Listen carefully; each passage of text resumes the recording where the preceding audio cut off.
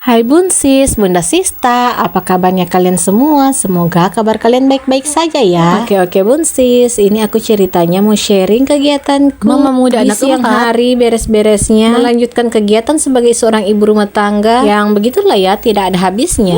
Jadi ini belum ada waktunya istirahat, aku harus melanjutkan pekerjaan menyuci pakaian dan lanjut mengurus anak-anak. Ya beginilah kegiatan, harus sebisa mungkin untuk bisa mengatur waktu. Karena anak-anak itu kalau di bagian air selalu anteng. Jadi ya aku kasih dulu mereka main air dan aku kerjakan pekerjaan yang bisa aku lakukan di sini, yaitu mencuci pakaian yang sebenarnya hanya sedikit sekali sih. Ini pakaian-pakaian yang anak-anak kelar pakai tapi sudah basah, jadi nggak bisa ditaruh di keranjang. Hanya dikumpul di ember dan langsung aku cuci deh. Karena kan kalau pakaian basah itu kalau tidak langsung dicuci dan dikumpul-kumpul dan sampai lupa, ntar bau kan. Jadi aku harus sebisa mungkin menyisihkan sedikit waktu untuk mencuci pakaian yang tidak seberapa itu. Padahal sih sebenarnya di keranjang itu ada banyak banget sih baju kotornya. Tidak usah sok-sokan rajin, sok-sokan mampu mencuci segala macam pakaiannya kami. Padahal nyatanya badan sudah ingin menangis. Oleh karena itu aku minta tolong pada mbak-mbak tukang laundry untuk mengambil ahli cucianku. Next di sini seperti biasa selesai mencuci, sayang airnya untuk dibuang percuma, jadi airnya ini aku gunakan untuk menyuci lantai. Di sini kan tempat mandi, tempat nyuci-nyuci, jadi sering banget ini lantai bernoda-noda daki lah dan apalah segala macam. Jadi pokoknya hari-hari setiap saat kalau bisa langsung disikat. Karena anak-anak selalu di sini ya main air, mandi, nyuci, apalah anak-anak. Pokoknya di sini tempat bermain mereka. Ketika aku lagi nyuci piring, lagi di dapur, aku selalu membiarkan mereka bermain di sini. Ya seperti Bunda Sista lihat itu. Karena mereka anteng sekali kalau bermain di sini. Dan ini sebelum tadi aku mencuci, aku kan sudah masak air panas karena sudah mau kasih mandi anak, babynya. Tadi itu aku sudah nyuci piring, nyuci baju. Tapi untuk menyuci piringnya tidak divideoin karena harus buru-buru. Takut kan anaknya ini masuk dingin karena sudah main-main air di situ. Semenjak bayiku masuk masa toddler ya, di usia 9 sampai 1 tahun ini,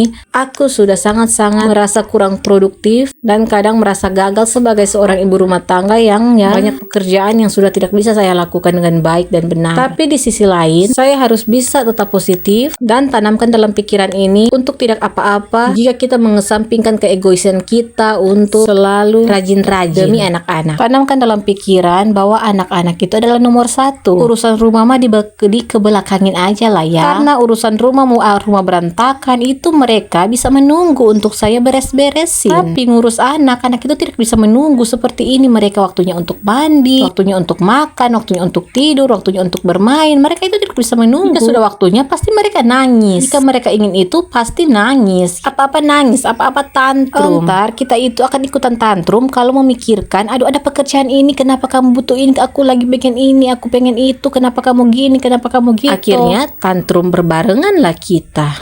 Setidaknya tetaplah semangat dan jangan lupa untuk selalu bersyukur. Walaupun rumah sudah seperti kapal terbalik, biarin. Yang penting bukan kapal tenggelam. Salut sih melihat Bunda Sista di luar sana mungkin juga memiliki anak usia dekat, bisa sangat-sangat produktif, masih bisa masak. Ya itu sih lebih tepatnya masih bisa masak. Soalnya di sini pekerjaan yang paling sudah tidak bisa aku lakukan adalah memasak. Bukan sudah tidak bisa, tapi sudah sangat-sangat jarang saya lakukan. Seminggu mungkin sekali, 2 minggu mungkin sekali, sebulan sekali lah, begitulah ya. Karena kan kalau masak pasti akan mengumpulkan piring yang banyak dan waktu yang panjang. Sedangkan babyku itu suka bucin banget sama aku, susah banget untuk terlepas, maunya lengket terus gitu. Padahal dulu waktu babynya masih usia 1 bulan sampai 6 bulan lah, aku masih bisa masak-masak, kerja di dapur, kue untuk anak-anak makan seperti brownies, cake, apalah macam-macam cemilan. Aku sangat hobi untuk masak-masak. Tapi semenjak dia masih di usia 6 bulan lah, mungkin di usianya dia tumbuh-tumbuh gigi begitu, mulailah dia rewel dan seketika semuanya berubah. Next, anak-anak sudah mandi, baby sudah mandi, balitaku sudah mandi, sudah kupakaikan baju, bayinya aku tidurin dulu. Lanjutlah kita beres-beres ini, digercep karena baby itu sebentar lagi akan bangun. Ya dia tidur tidak sampai sejam sih. Dulu ya kalau baby masih di perut, pengen banget cepat-cepat supaya babynya keluar lah, serta sudah keluar pengen supaya babynya cepat-cepat besar. Udah mulai gede, ternyata lebih susah lagi ngurusnya. Ternyata enak itu kalau baby masih 1 sampai 5 bulanan ya, karena dia belum memiliki rasa bucin. Dan dari anak ketiga itu sampai keempat ini aku sangat-sangat bersyukur karena tidak pernah mengalami yang namanya begadang malam. Iya loh, aku lihat banyak teman-teman yang katanya kalau malam itu babynya bangun dan mereka harus begadang, tidak tidur di jam-jam subuh. Tapi aku tidak pernah mengalami itu di anakku yang ketiga dan keempat. Pernahnya di anak ke-1 dan kedua. Tapi kayaknya kedua aku sudah lupa sih pernah atau tidaknya kayak gimana.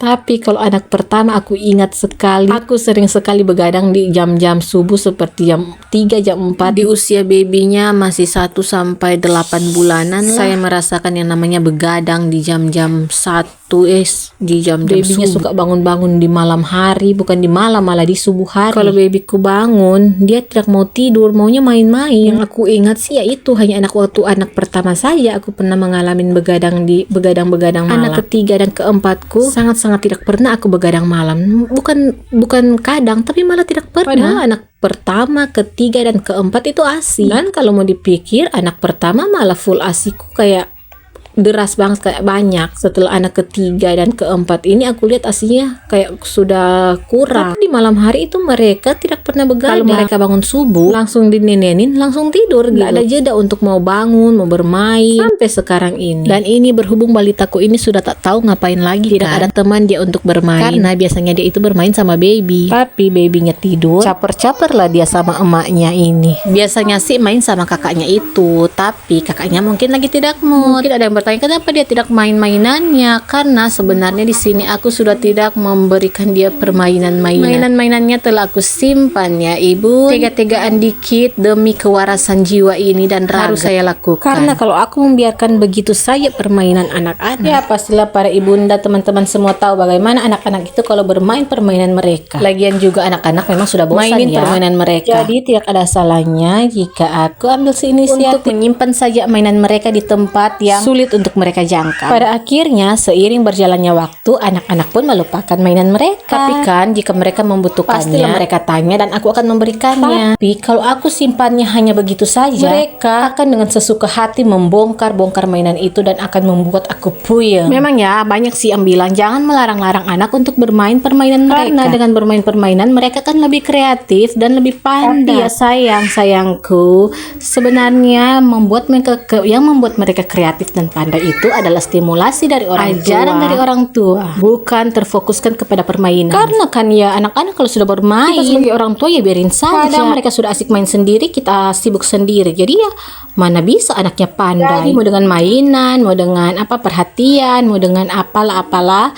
Kalau kita perhatian kepada anak, kita punya banyak waktu untuk anak, pastilah anak akan pandai dan kreatif. Karena aku telah melewati beberapa generasi ya, yang aku lihat anak-anak yang ada bermain permainan dan tidak sama saja sih. Intinya mau bermain sama siapapun, lebih penting itu bermain sama orang tuanya. Kayak balitaku ini nih, dari tadi nongol terus di depan kamera. Lagi anteng kan makan mangga, jadi nggak bawel. Aku sebagai emaknya minta maaf ya ibu jika ada yang terganggu dengan penampakannya. Untuk saat ini ya pekerjaanku ini saja yang ingin aku sharing, nyuci dan nyapu. Karena ya begitu saja pekerjaannya ibu rumah tangga. Rencananya mau masak, tapi biarlah itu hanya menjadi wacana belaka. So, kita beli ikan masak saja. Kami di sini beli ikan bukan ikan tapi lauk. Maksudnya ikan itu adalah lauk. Kami di sini beli lauk itu kalau makan siang beli lauk. Harga 20.000 sudah dapat sayur, ya sudahlah cukup. Karena yang makan ikan pedas itu makanan pedas hanya aku dan suami ya. Ketiga anakku kan belum makan yang pedas-pedas. Anakku yang kelas 1 itu dia tidak bisa makan pedas ya ibu. Dia tidak tahu, dia kalau makan sedikit makanan ada berasa pedas, serasa kayak terbakar itu lidahnya. Untuk makannya anak-anak biasanya sih aku sudah nyetok ikan, ayam, hanya digoreng begitu, jadi tidak terlalu merepotkan. Atau juga telur, mie, ya mereka makannya tidak ribet-ribet sih. Kalau sayur kan juga dibeli ya, itu mungkin ikut bisa mereka makan. Nih aku lanjutin lagi cucian tadi yang tertunda. Karena seperti inilah tugas seorang ibu yang mempunyai bayi balita usia dekat. Pekerjaan banyak yang sekali tertunda sampai-sampai kadang tidak terlaksanakan. Seberapa keras kita berusaha, tapi keadaan tidak sesuai dengan harapan kita rencanakan. Tapi semangat harus selalu ada ya ibu. Aku selalu belajar untuk bisa menikmati proses yang sedang kami jalani. Susah senang buruk rupa saja. Harus selalu bersyukur, harus selalu positif. Tidak terasa sudah di detik-detik penghujung acara. Ya Allah, cucianku sudah mau selesai, padahal cuma sedikit banget loh ini pakaiannya. Tapi untuk menyelesaikannya butuh waktu berjam-jam. Iya kan harus ditunda, harus ditunggu, belum ini lagi belum dijemur. Next saja deh, kita lanjut lagi. Ini aku angkat dulu pakaiannya Paksu yang dicuci kemarin. Seperti kalian, tipis-tipis seperti yang kalian lihat, ini pakaiannya selalu aku cuci hanya sedikit-sedikit. Lumayan mengurangi beban berat di laundry. Oke, next kita cuci dulu lantai ini. Yang pokoknya setiap saat, setiap waktu kalau ada waktu, dan harus ada waktu sih untuk dicuci. Karena di sini sering sangat becek. Anak-anak suka lewat ke sana kemari di sini. Jadi aku harus selalu sikat-sikat biar tidak becek. Dan terima kasih teman-teman semua jika sudah bisa menonton videoku sampai habis. Jangan lupa like jika suka. Bye bye.